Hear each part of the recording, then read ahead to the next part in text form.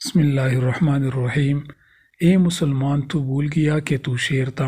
اس دلچسپ اور فکر انگیز ویڈیو کو آخر تک ضرور دیکھیں۔ ایک بار شیر اور لومڑی میں کسی بات پہ ٹھن گئی۔ لومڑی نے کہا کہ کچھ بھی ہو وہ شیر سے بدلہ ضرور لے گی۔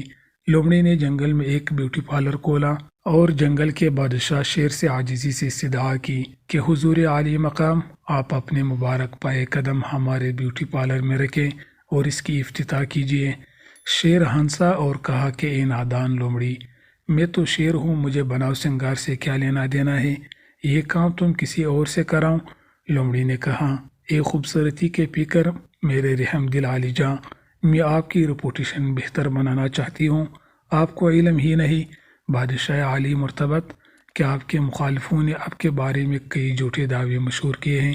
نت نئی افواہوں کا بازار گرم ہے۔ آپ کو جنگل میں قدامت پسند اور تنگ نظر بادشاہ کہا جا رہا ہے اور آپ کو روشن خیالی کا دشمن سمجھا جا رہا ہے۔ آپ بیوٹی پارلر کا افتتاح کریں گے تو آپ کے متعلق یہ افواہیں دم توڑ دیں گی۔ شیر نے ایک لمحہ لومڑی کی باتوں پہ سوچا اور پھر افتتاح میں آنے کی حامی بھر لی۔ شیر نے بیوٹی پارلر کا فیتہ کاٹا، ریچھ، لگڑ بگڑ، بھینسیں، گائے، زیبرا، ہرن وغیرہ نے خوب تالیاں بجائی۔ اسٹیٹ سیکریٹری بندر تھا، پہلے اس نے خوب اچھل اچھل کر داد دی، پھر مائک پہ آ کر اعلان کیا، شہنشاہ دوران، آج آپ نے اس محفل میں آ کر ثابت کر دیا ہے کہ آپ ایک روشن خیال بادشاہ ہیں۔ بناؤ سنگار کے اس محفل کی سرپرستی سے یہ بھی ظاہر ہو گیا کہ احساس جمال سے بہرور ہے۔ یوں آپ کے خلاف کیے جانے والی پروپیگنڈا جو ایک طرفہ تھا ظاہر ہو گیا ہے۔ شیر کو یہ سب باتیں بڑی عجیب لگ رہی تھیں، لیکن جب سب نے تالیاں بجانی شروع کی تو شیر کو بھی اچھا لگنے لگا۔ تقریب کے بعد لومڑی لہنگا پہن کر سٹیج پہ آئی اور پورے 7 بار جھک کر بادشاہ کو سلامی دی اور کہا، یہ باندی آپ کی آمد کا شکریہ ادا کرتی ہیں۔ اب آپ کی آمد کی خوشی میں یہ باندی ایک مجرا پیش کرتی ہیں۔ پھر لومڑی نے جی بھر کر مجرا بھی پیش کیا۔ ایسا تھا کہ لومڑی نے میدان سے دھوئے اٹھا دیے۔ شیر پہلے تو حیرانگی سے یہ سب کچھ دیکھتا رہا، پھر اس کو بھی لطف آنے لگا۔ یہ تقریب صبح تک جاری رہی۔ دوسرے دن لومڑی ایک جانور کے پاس گئی اور کہا کہ اب تو شیر کی چیرہ دستیوں میں اضافہ ہوتا جا رہا ہے۔ شیر سے کوئی شریف جانور نہیں محفوظ، وہ شریف جانوروں سے بھی مجرا کراتا ہے۔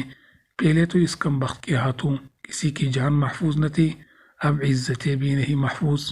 اس طرح کئی جانوروں کے ساتھ میٹنگز طے کرتے کرتے لومڑی نے ایک مشترکہ اتحاد تشکیل دے دیا۔ اس اتحاد میں چیتا، بھیڑیا، سانپ، بندر، ریچھ سب شامل تھے۔ ایک دن شیر غار میں لومڑی حاضر ہوئی اور عرض کی، ذل الہی، اگر جان کی امان پاؤں تو کچھ عرض کر دوں۔ ذل الہی اس وقت ایک ہرن نوش جان فرمانے کے بعد اونگ رہا تھا۔ بادشاہ دوران نے غندگی کے عالم میں کہا، بولو۔ لومڑی نے دست بستہ کہا کہ شہنشاہ، ہر دل عزیز کے روشن خیالی کی دھوم تو ہر طرف بھی ہے، لیکن چیتے، ریچھ، ہاتھی وغیرہ نے آپ کے خلاف ایک کولیکشن تشکیل دی ہے۔ خود اس میں آپ کے قریبی دوست شامل ہیں۔ آپ جانتے ہیں یہ کافی ظالم جانور ہیں، آپ کا ان سے بیک وقت ٹکرانا مصلحت نہیں ہے۔ میرے پاس ایک ترکیب ہے جس پہ عمل کرنے سے ان کے غبارے سے ہوا نکالی جا سکتی ہے۔ شیر نے غصے سے دھاڑتے ہوئے کہا، تجویز پیش کیجیے۔ لومڑی خوش آمدید انداز سے بولی، بادشاہ سلامت، آپ کے خلاف سارا پروپیگنڈا آپ کے دانتوں اور ناخن کی وجہ سے ہے۔ اس پہ شیر غصے سے دھاڑا اور کہا، تو کیا میں یہ نکلوا دوں؟ لومڑی بولی، خدا نہ کرے بادشاہ سلامت، لیکن اگر آپ صرف پنجوں کے ناخن کٹوا دیں اور سامنے والے توڑے سے دانت نکلوا دیں تو آپ کی طاقت بھی بحال رہے گی اور دشمن کا پروپیگنڈا بھی مکمل خاک میں مل جائے گا۔ شیر نے سوچا کہ کہیں سارے جنگل کے اتحادی مل کر مجھ پہ حملہ نہ کر دے۔ اس نے نہ چاہتے ہوئے بھی لومڑی کی یہ تجویز مان لی۔ وہ بھول گیا کہ وہ ایک شیر ہے، وہ بس ڈانس اور دوسرے محفلوں تک رہنے کا عادی ہو چکا تھا۔ ایک روز شیر شکار کرنے اپنے غار سے نکلا اور ایک ہرن کے پیچھے کئی کلومیٹر بھاگنے کے بعد اس کو قابو کیا، لیکن جب اس کے جسم میں اپنے ناخن گاڑنا چاہا تو پنجے میں ناخن نہ ہونے کی وجہ سے پنجہ پھسل گیا۔ اس نے جلدی سے دانت ہرن کے گلے میں گاڑنے کی کوشش کی، لیکن یہ حربہ بھی ناکام ہوا۔ اس جدوجہد کے دوران ہرنی کو بھی علم ہو گیا کہ شیر فارغ ہیں، یہ بس نام کا شیر ہیں، تو ہرنی نے شیر 4-5 لاتے اچھی طرح رسید کر لی اور وہاں سے بھاگ نکلی۔ شیر نے کئی جانوروں پہ قسمت آزمائی کی لیکن ایک بھی جانور پیدا نہ چلا۔ شام تک بھوک سے برا حال ہو گیا تھا۔ نڈال شیل گرتے پڑتے اپنے چار پہنچا اور اس وقت امید کی کرن دکھائی دی۔ جب اس نے دور سے لومڑی غار میں داخل ہوتی ہوئی دیکھی، لومڑی نے بادشاہ سلامت کے آگے نہ سلام پیش کیا، نہ عزت دی، نہ اس کو ذل الہی یا علی جا کہا، نہ ہی شیر کو شہنشاہ دورہ کہا۔ لومڑی نے طنزیہ انداز سے کہا، بھوک تو بہت لگی ہوگی۔ شیر نے نقاہت سے کہا، ہاں بہت زیادہ۔ تو میرے لیے خوراک کا انتظام کر دو۔ میں نے تمہارے ہی مشورے پہ ناخن نکلوائے ہیں اور تمہارے ہی کہنے پہ سامنے کے دانت نکلوائے۔ اب یہ تمہاری ذمہ داری ہے کہ میرے لیے خوراک کا انتظام کر دو۔ لومڑی نے یہ سنا تو ایک لمبا قہقہہ لگایا اور شیر کو ایک لات رسید کر کہا، اے بے وقوف چپ آئے، کوئی کسی کے لیے کچھ نہیں کرتا۔ ہاں تمہارے ساتھ چونکہ ایک تعلق ہے لہٰذا میں تیرے لیے گوشت تو نہیں لیکن گھاس کا انتظام کر سکتی ہوں۔ یہ سن کر شیر کی آنکھوں میں غصہ اتر آیا۔ اس نے لومڑی پہ اچانک حملہ کیا لیکن لومڑی پہلے سے تیار تھی، وہاں سے ہٹی اور شیر جو نہ ڈالتا اسی جگہ گر پڑا۔ کچھ دن بعد لومڑی شیر کے پاس پھر آئی۔ شیر بے ہوشی کے عالم سے دوچار تھا۔ اس نے لومڑی کو دور سے دیکھا تو چلا کر کہا، مجھے گھاس کھانا بھی منظور ہے، اللہ کے لیے کہیں سے میرے لیے گھاس کا انتظام ہی کر دو، اب تو میں گھاس کے لیے گھومنے کے بھی قابل نہیں رہا۔ لومڑی نے شیر کے یہ بے بسی دیکھی تو لومڑی کی آنکھوں میں جیت کی چمک واضح دکھائی دی۔ لومڑی نے شیر کو طنزیہ کہا، گھاس بھی تب ہی مل سکتی ہے جب تم منہ سے میاؤ کی آواز نکالو۔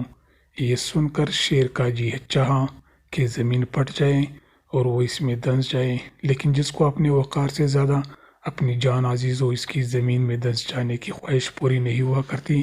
چنانچہ شیر نے اپنا جی کھڑا کر کے اپنے منہ سے میاؤ کی آواز نکالی اور پھر رحم طلب نظروں سے لومڑی کی طرف دیکھنے لگا۔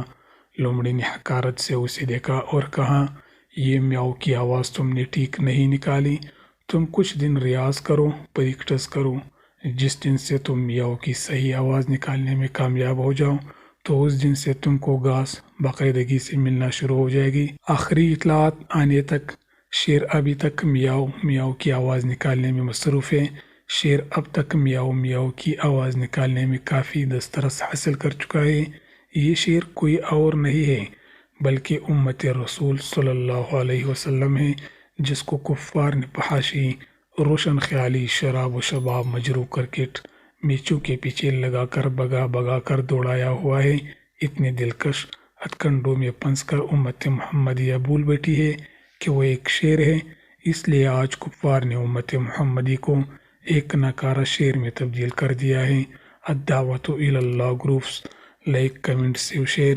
محترم ناظرین، اگر آپ کو ویڈیو اچھی لگی اور آپ ہمارے چینل پر نئے ہو تو چینل کو ضرور سبسکرائب کر دیجیے گا اور گھنٹی پر کلک کر کے آل کو پریس کریں اور آخر میں ویڈیو کو لازماً لائک اور شیئر کریں، اور یہ بھی سنیں کہ کمنٹ باکس میں ضرور اللہ جل جلالہ اور محمد صلی اللہ علیہ وآلہ وسلم کے نام لکھیں۔